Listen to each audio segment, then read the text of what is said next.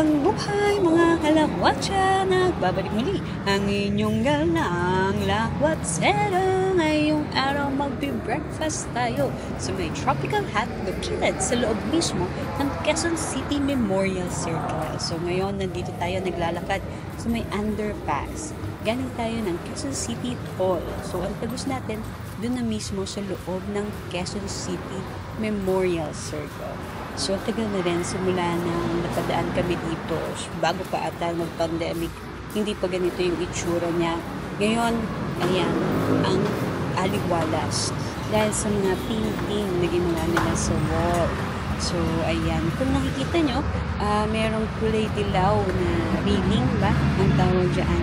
Dyan po pinapadaan ng mga bisikleta. Kung nabibigatan kayo o hirap kayo sa pagbitbit ng bicycle nyo, pwede nyo dyan idaan, itulak nyo lang papunta sa taas para makapag-bisikleta rin kayo sa loob mismo ng circle. Ayan, meron pala silang elevator.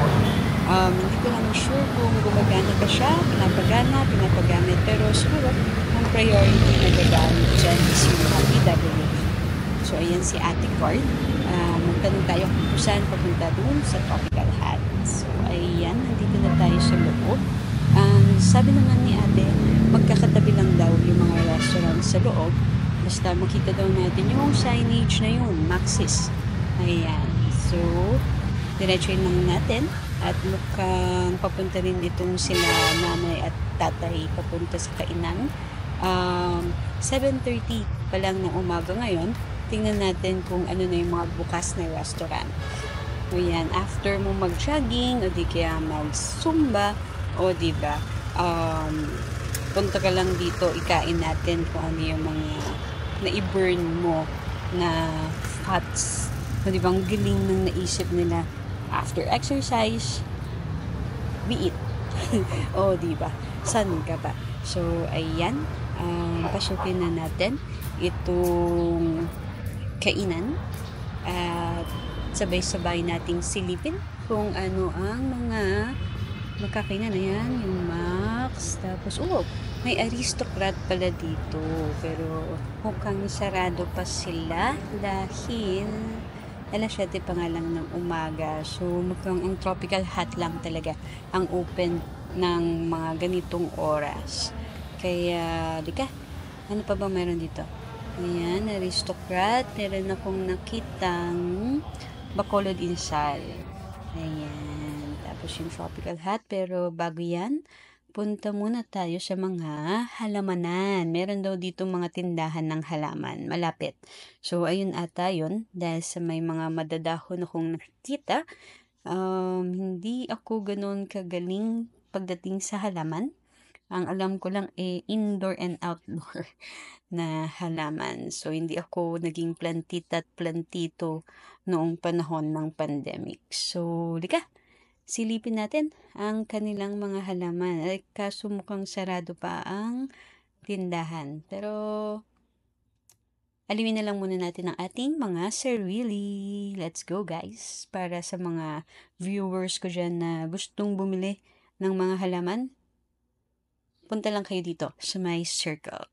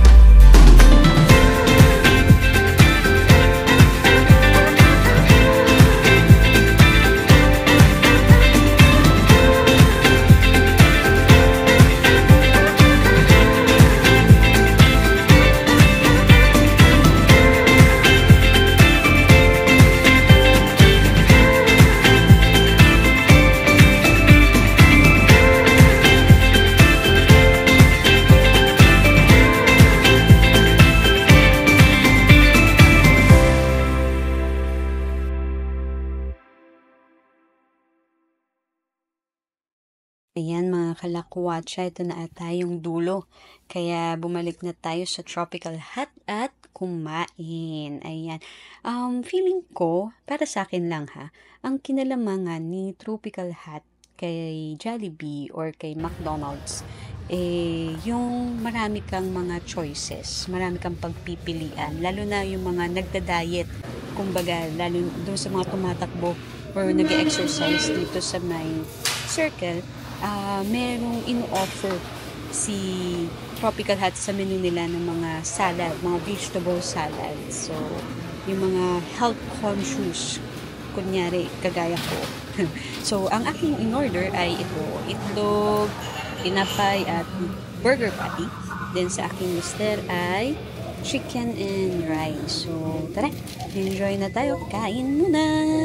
So, ayan mga kalakwatsa, pagtapos namin kumain, nag-book na kami ng Grab pauwi. So, ayan, kinuhaan ko na rin po ang parking area ni Circle para po sa ating mga viewers na nagbabalak din na bumisita dito sa Quezon City Memorial Circle na nagbabalak magdala ng kanilang mga sasakyan. Ayan, marami naman pong mapaparkingan. Kaso, hindi po ito libre. May bayad po ito. Hindi ko na lang po natanong kung magkano, pero at least, ayan, kung balak nyo magdala ng sasakyan, marami naman po kayong mapagpipilian kung saan nyo gustong ipesto ang inyong mga sasakyan. So, ito, palabas na tayo ng circle. Papunta na tayo sa may rotonda. Hindi po ito welcome rotonda. Dito po ito lang sa may malapit sa City Hall ng Quezon City. So, ayan. Pag kumanan po tayo dyan, papunta yung Commonwealth. Doon sa mga papuntang SM Fairview. Ayan, yung mga pa-Fairview. Tapos, yung building na nakita nyo yan po ang Philcoa. So, samahan niyo po kaming muli sa susunod nating Lakwatsa. Bye-bye!